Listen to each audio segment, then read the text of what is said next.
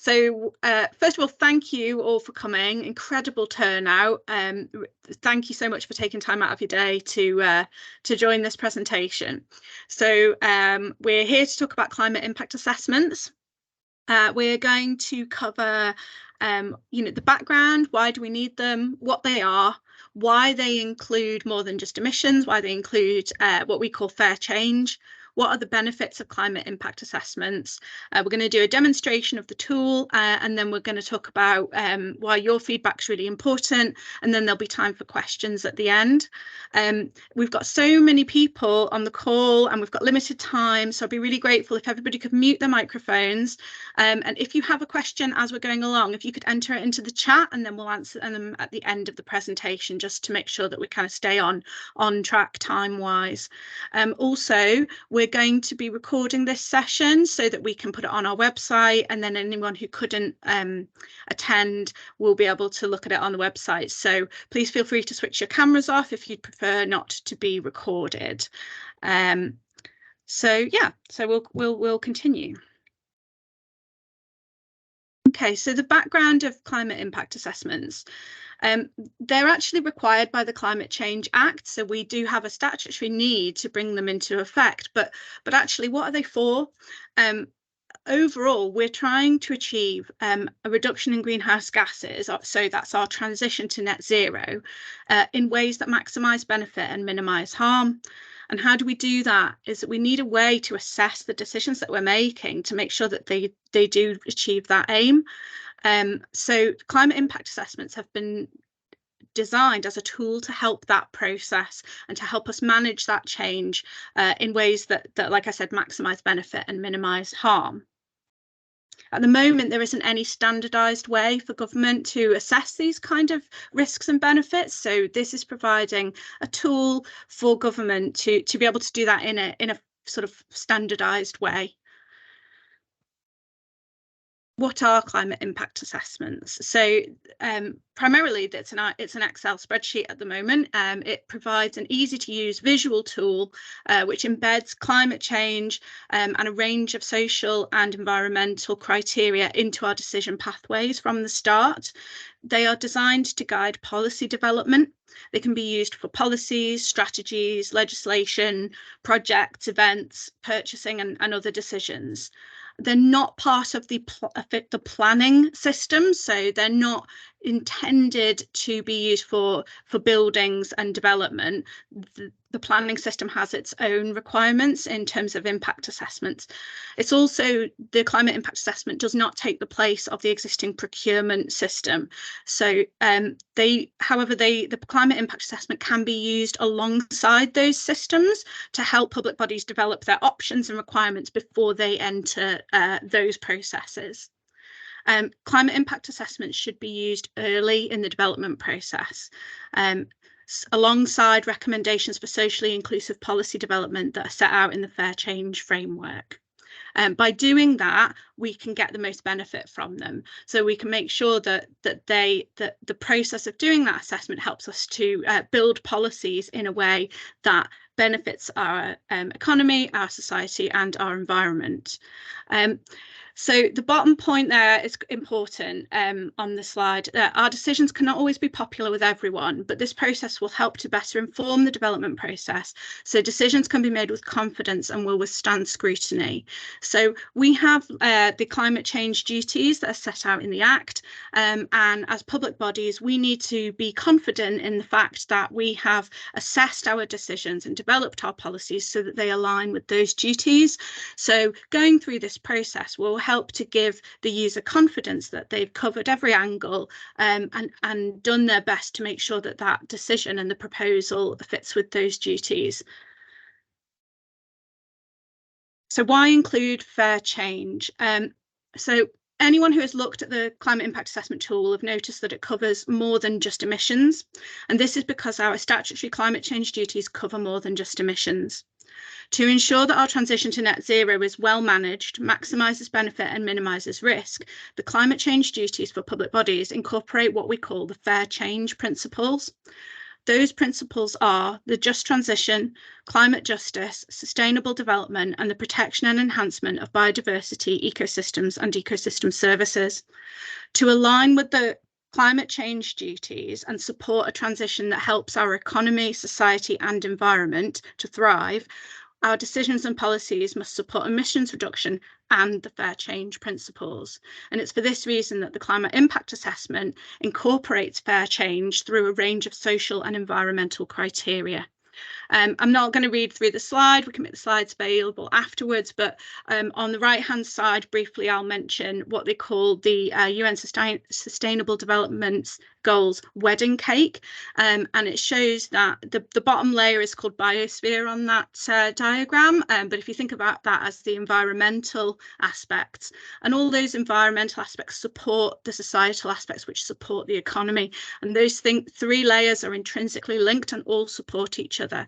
So we need to make sure that the decisions that we're making support every layer of that wedding cake, so that we can thrive in all those three areas. Okay, what are the benefits of climate impact assessments? So we're on our way to net zero, and there's a lot of change involved in that, and we all need to be pulling in the same direction.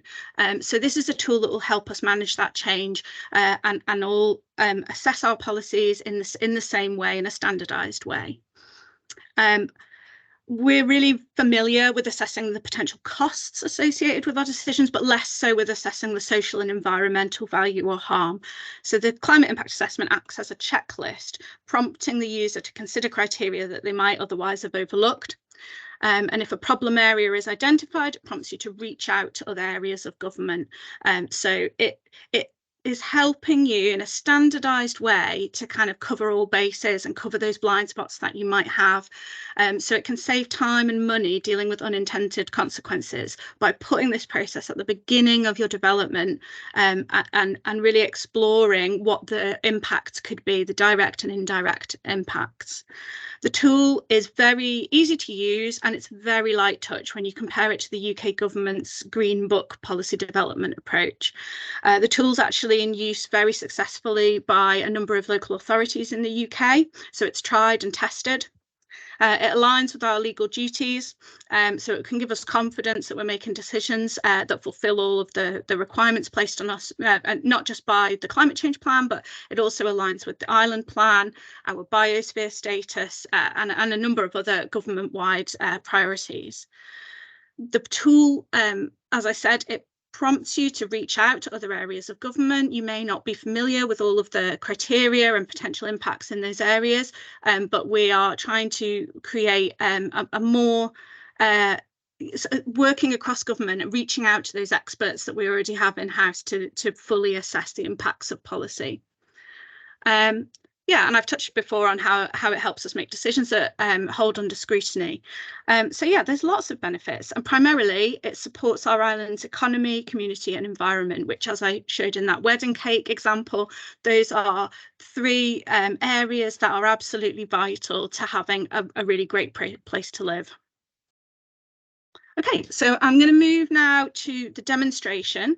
We have so the tool itself, I need to stop sharing and reshare, just sorry, 1 second. So I'll just show you where to find it on the internet first of all. So if you Google Net Zero Isle of Man, this is our website. And there's a special area just for public bodies. So if you go to the banner in the top right hand corner, you'll see public bodies. And then if you scroll down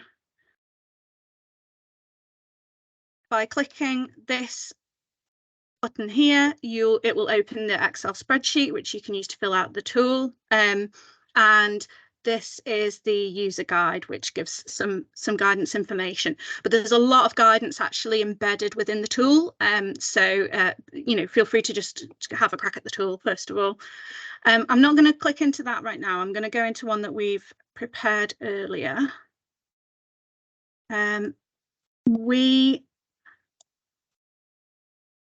We are going to run through a fictional policy just to show you how the tool works.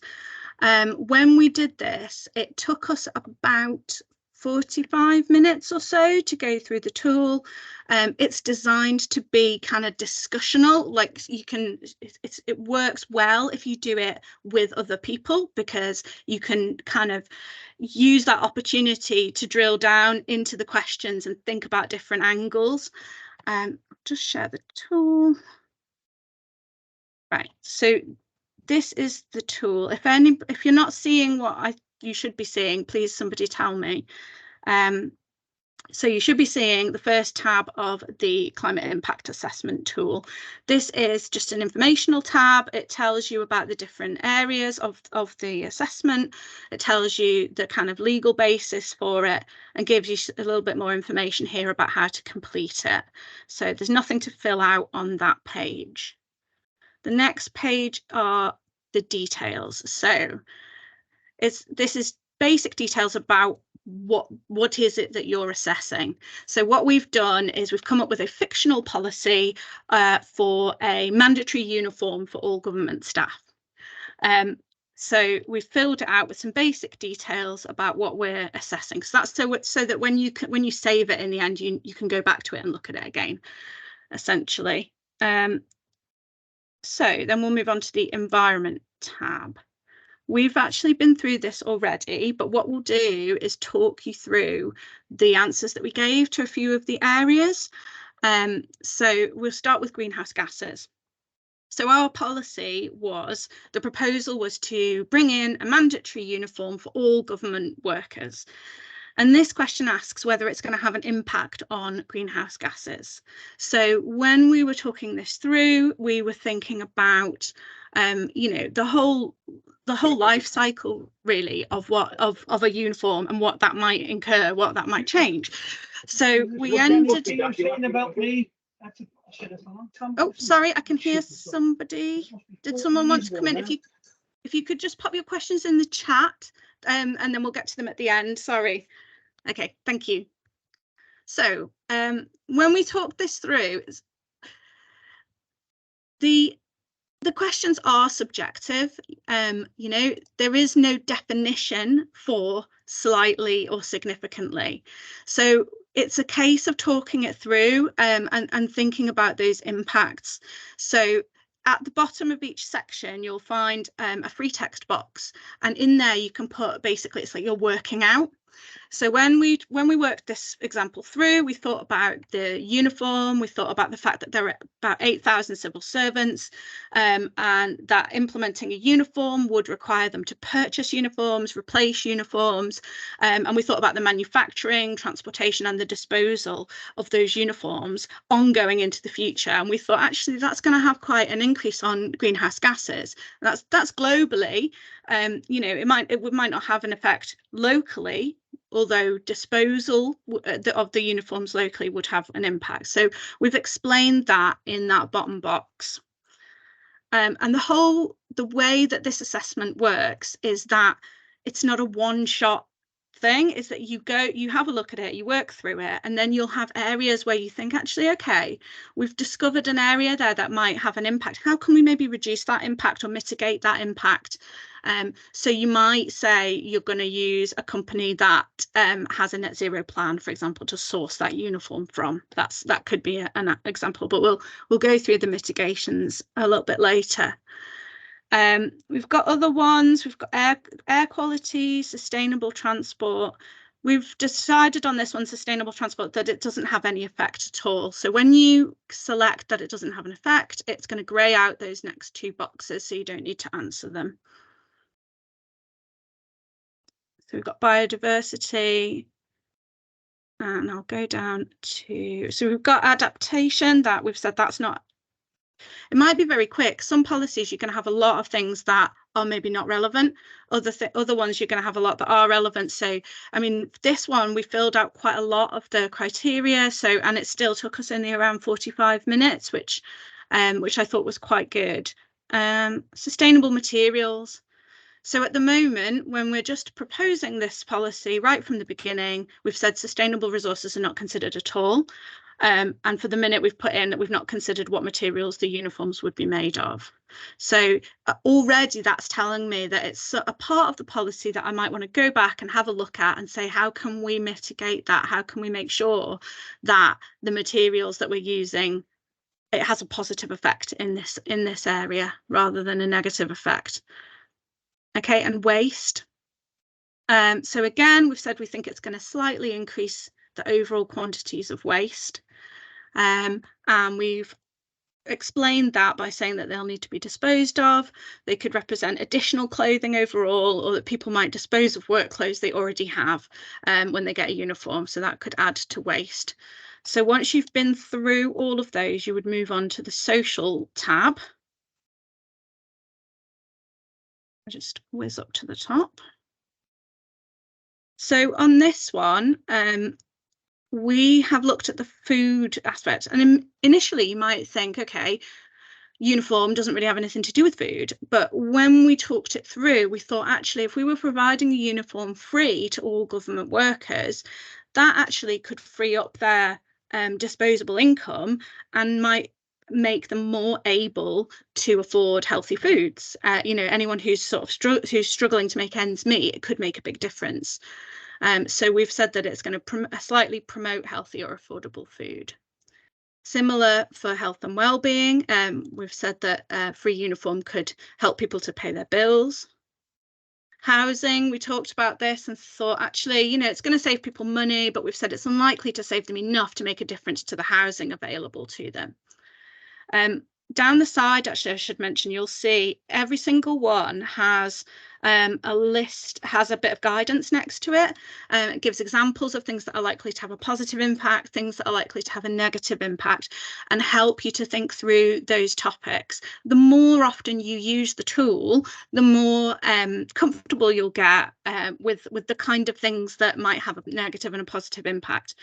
If you're still not sure on a certain area, then you can contact either the Climate Change Transformation Team, or for some of the sections have a specific government department listed that you can contact. So for example, on soil, watercourse and marine health, you can contact EPU, which is the Environmental Protection Unit, or you can contact the Ecosystem Policy Team and get further guidance on the potential impacts in that area. Back to this one. So we've been through this and thought about each one and discussed it. There was 3 of us doing it, and it took, like I said, about 45 minutes. One of the things that we thought about was that under the accessibility, we thought about the uniform and taking away people's choice in what they wear, and that being restrictive in what kind of uniform could cause issues for people with certain types of disability or sensory issues. So we've said that there's a slight impact in that area. And again, that's highlighting an area which doesn't necessarily need to be a problem. It's just something that as you're developing your policy, you've become aware of that, and you're going to put in place measures to mitigate against that potential risk. Similarly, here on the local economy and jobs, we've said we think it's going to have slight support for the local economy, but we've noted that it depends on local contracting. So it's all about building a full picture of what your proposal is, looking at the different things that could be implemented and thinking about ways to mitigate potential harmful risks and to maximise potential benefits. So I'll touch on this one, democratic voice. So essentially, this is about people having their say in changes that affect them. So the way that we discussed this when we were running through the tool to trial out this policy, we said, okay, well, we haven't done any engagement at all on this. So the people who are affected by this change haven't been asked. And what this is trying to ensure is that when this really only works if you use the tool early in the development process, because it's trying to encourage you to engage with the people who are going to be affected, and it directs you to the Fair Change Framework. That Fair Change Framework provides a lot of guidance on how to be socially inclusive in policy development. So a lot of the time we tend to rely simply on consultations and online surveys, but there are a lot of different ways to engage with the people who are going to be affected by a change. So yeah, highly recommend that this tool is used in conjunction with the Fair Change Framework. So we'll move on. The next tab is the dashboard. And this shows you visually a bit of a traffic light system where your areas for improvement are, where are your strong positive areas. You'll see that the grey areas are not applicable, so you don't need to worry about those. Your green areas are where you've identified a positive benefit. Your light green areas are where you've identified a slight or short-term positive impact. So you could, if you wanted to, revisit those areas and say, actually, how do we push that up into a very positive impact? Or how do we make sure we get that positive impact and build it into as a requirement as part of your policy? The pink areas are slight or short-term negative impacts, and the red areas are significant or long-term negative impacts. So as we've been going through the tool, we've actually, at the same time as identifying those areas for improvement, you may have as well have identified ways to make those improvements. So it's not a case of doing the tool and then just handing that in and saying, right, that's our policy, it's good, it's bad, that's what it is. It's about then revisiting those areas and going back and seeing if you can mitigate those negative impacts.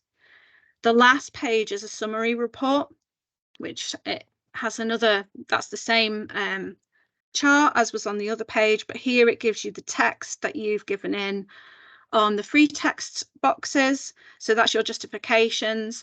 And if it's being reviewed by a manager, they can put in there who's reviewed it.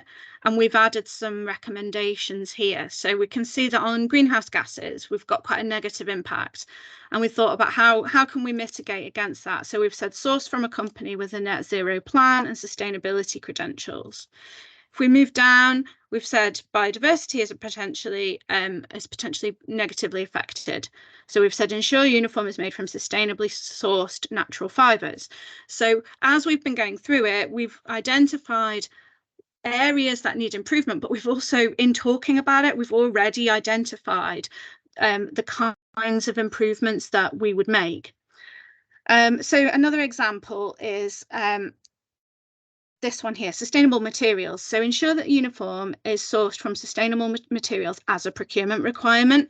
So this tool can be used to help you build up your scope for procurement before you enter the procurement process, as I said before.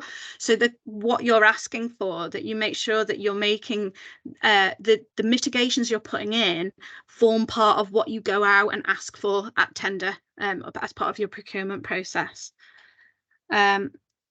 So you've got all your recommendations, and then you would go back kind of flesh out your policy to include those mitigations. So yeah, that's the tool. So I'm going to come out of that and go back into the slides.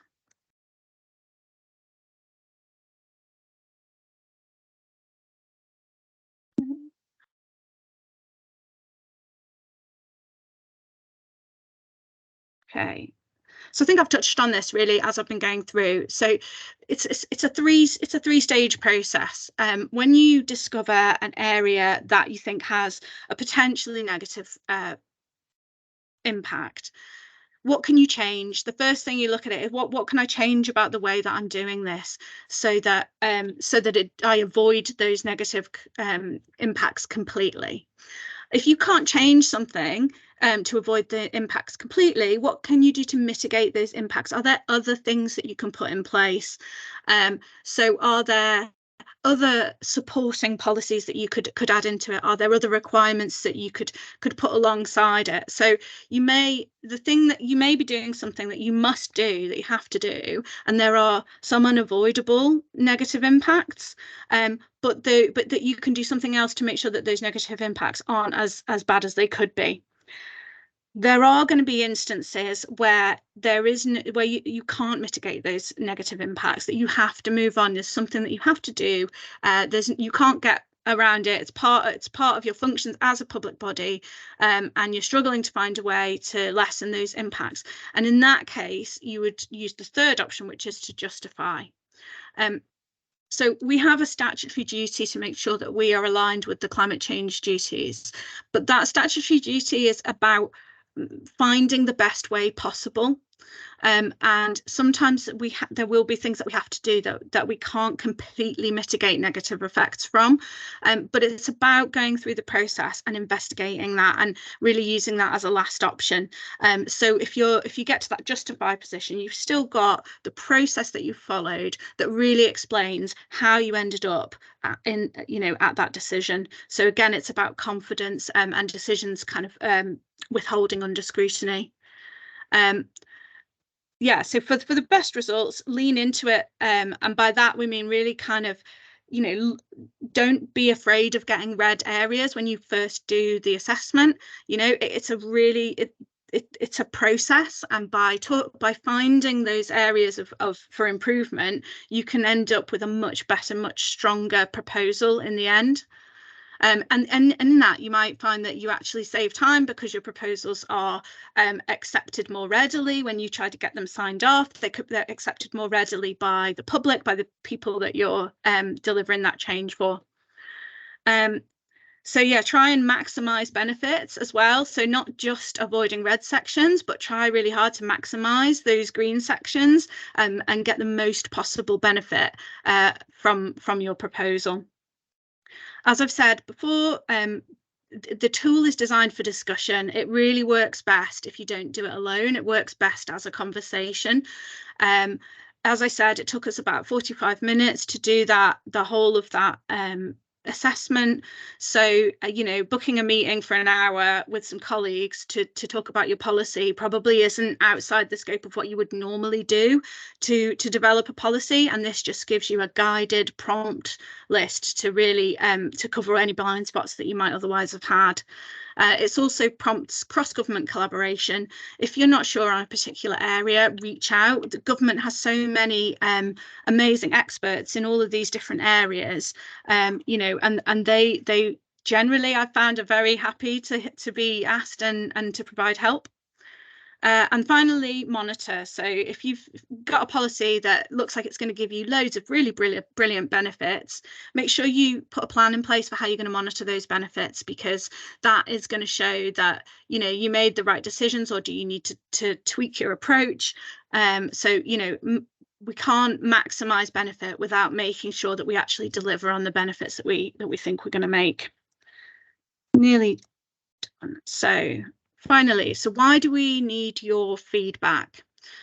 At the moment, use of the climate impact assessment tool is voluntary, but the Climate Change Act requires that regulations be made by the 31st of December this year.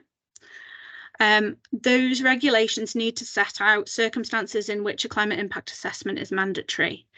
The Act doesn't tell us what those circumstances are. We need to define those.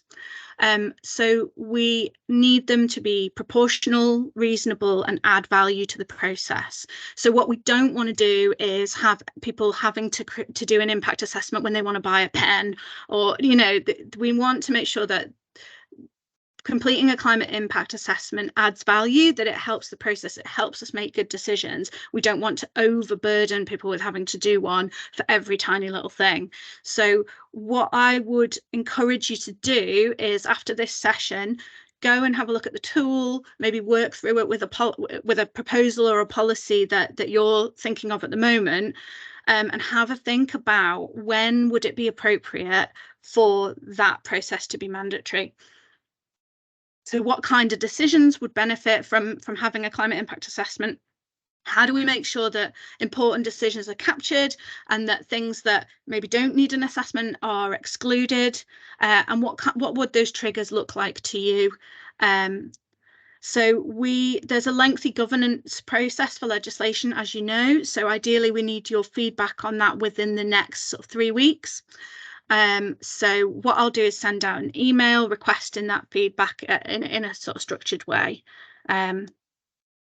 So that is the end of the presentation. Thank you very, very much for listening. I'm going to stop sharing and I'm just going to check the chat and see if there's any questions in there. Oh, hold on.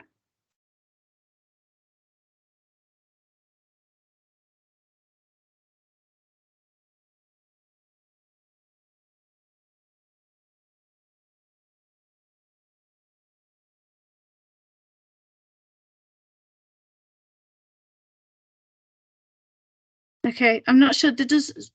You want to reduce? Okay, so there's a question in the chat about wanting to reduce why do we want to reduce greenhouse gas emissions? So it's, I mean, to try and mitigate against climate change, essentially. So this is a tool to help us do that in a way that's well managed and maximizes benefit, minimizes harm. Does anyone else have a question? Do you want to raise your digital hand if you have a question? Because I can't see everybody.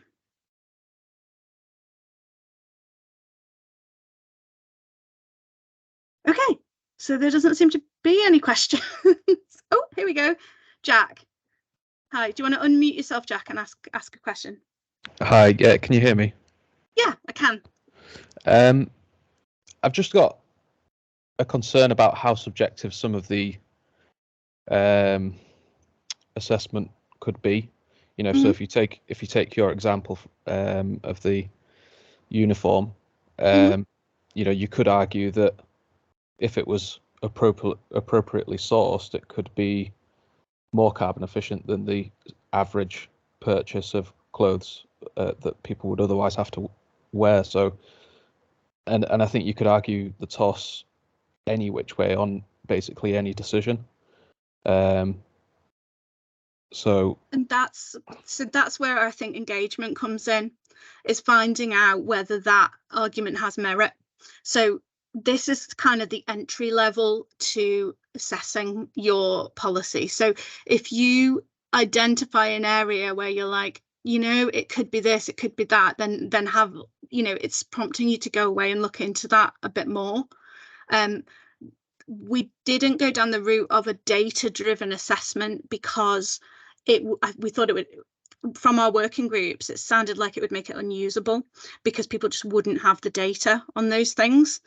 So really it's a kind of a way to, if you think there's a potentially significant impact in that area, then to go away and do a bit more investigation into that and make it less subjective. Does that make sense? Yeah, I guess it does. I suppose if the objective of the tool is to just get you to think about it, then that's fine. You know, when we do impact assessments, they are, you know, mostly data-driven sort of assessments. But I suppose if this is just to try and get policymakers to think about their decisions in that context, then that's a different sort of approach. But that's fine. Yeah, I think so. It does. I appreciate it does seem very high level, but I think at the moment there really isn't anything standardized for government that prompts you know, policy makers, decision makers to think about all of these areas. So, I mean, I know you're from fisheries, so if the marine health one, for example, you know, they might be doing a policy that's something on land, and they're not going to think about marine at all, but it might prompt them to think about how what they're doing might affect that area, and then hopefully it would prompt them then to come and talk to you or one of your colleagues in that area about the potential impacts, and just kind of start people thinking about things that they may not have done already, and basically put that into a form so that people can keep a record of the fact that they have thought about these things. just to cover to cover blind spots, I guess, because I think we're all kind of experts in our own field, but maybe don't necessarily think across such a wide range of criteria, even though the impacts of what we do can be really wide ranging. Yeah, okay, thanks, Naomi. Okay, thank you. So yeah, I suppose just to build on that a little bit more, this impact assessment doesn't preclude you from doing more in-depth impact assessments in any particular area. It's really to try and help you identify what those areas might be. So it's the start of a process rather than being the whole process. So it may be that you figure out that your policy could have a potential impact on soil health, and that would hopefully encourage you to go and speak to somebody who knows more about that and look more into that, and if it's necessary, actually gather the data on that particular area, whereas you will have gone through and maybe discounted areas as not being not being relevant. So you wouldn't need to do detailed assessment in every single area, just the ones that you've identified as being potentially problematic. Does anybody have any more questions? Yes, Naomi, you've got a question from Jeff in the chat on democratic voice as well. Oh, yeah, okay. Can you explain why democratic voice is part of the tool? Yeah, okay, so it's part of the tool because it's going back to those fair change principles, really, and the fact that in order to deliver a just transition, in order to deliver climate justice, we need to be engaging really effectively with the people who are affected by change.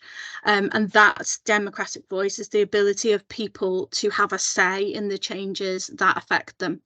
And so it's in there to ensure really that we're not developing policy in a vacuum. We're not developing policy without including the people who are going to be affected and making sure that they have a chance to speak on that.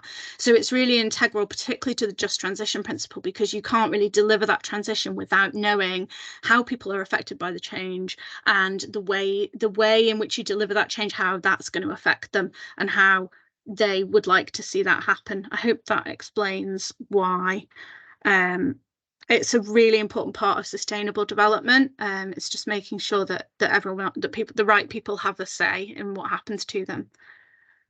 Naomi, can I just come back on that then? Yeah, sure. But I mean, I completely understand that when you're looking at a policy that's specifically aimed at improving the green environment, climate change, but most of us are working on policies that's not the objective of them. The objective is something else completely. Yeah. Therefore, we might be consulting with others in relation to that policy, but actually we're not consulting primarily on anything to do with the green impact of it. So it just seemed a little bit odd being in that tool, which I absolutely understand if it's a green policy, but most of our policies will be about other things. Okay, so yeah, good point. Okay, so the climate change duties, they cover how public bodies undertake their functions generally. So this tool and the climate change duties are not only in relation to decisions or policies made that relate directly to climate change. So they relate to the way that we function as public bodies generally. So it applies to all of those other decisions as well, and it's the way that we should be that we should be developing policies generally. So making sure that those policies are economically, socially and environmentally sustainable, and part of the way that you ensure that you do that is by including people in the engagement, in the development process. Okay, thank you. Okay. Thanks. Right, I've got a hand. Hold on a second, I'll just read these.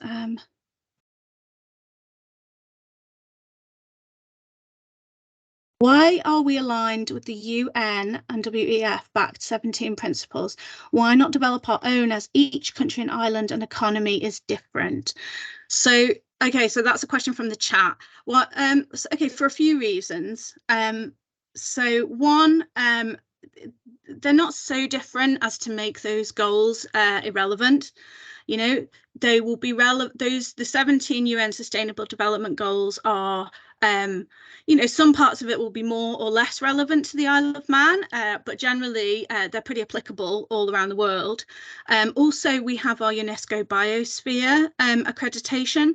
That was a kind of another way that we've aligned with those UN goals, because the roots of that are in those UN Sustainable Development Goals. And also, you know, why reinvent the wheel? The UN have done a pretty good job of setting out some really good goals to make the quality of life better.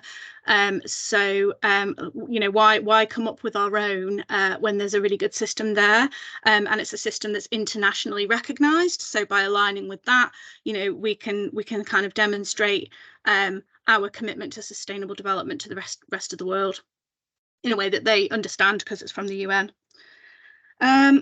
Next question, do you have examples or suggestions of how departments can build this requirement into their decision processes, e.g. for department or political level meetings? Yeah, so this is part of that thing about wanting feedback from everybody about how to build it in when it's mandatory. I would say that I would recommend at the moment that it should go in at the kind of like senior leadership political interface kind of level. So if you were sending a policy for sign off, or if you were putting a business case for sign off that it's going to reach that level. In DEFRA, it's called policy and strategy. I don't know if it's called that right across the government, and definitely there'll be different names for that level across the different public bodies. It's really up to you at the moment where you put that in, but putting it in as a requirement on those cover papers for your policy and strategy meetings, anything that's going to go to Council of Ministers, I would say needs to have one of these done for it. So that would include legislation, you know, any kind of business cases that you're putting to Treasury. I think it would be, they would benefit from having this process.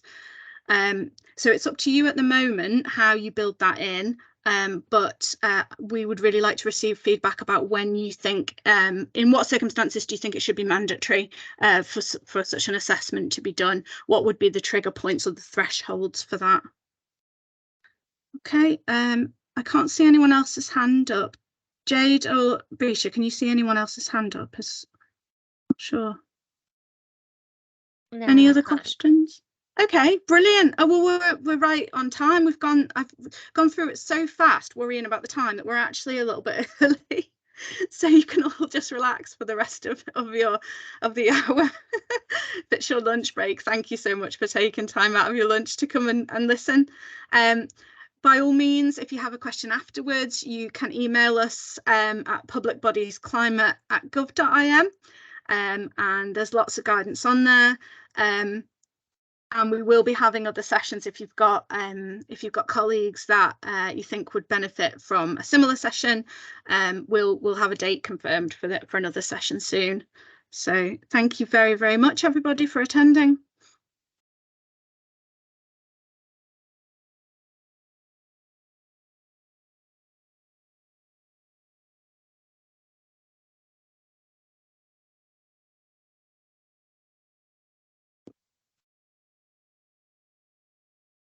Jade and Brisha, would you mind staying on?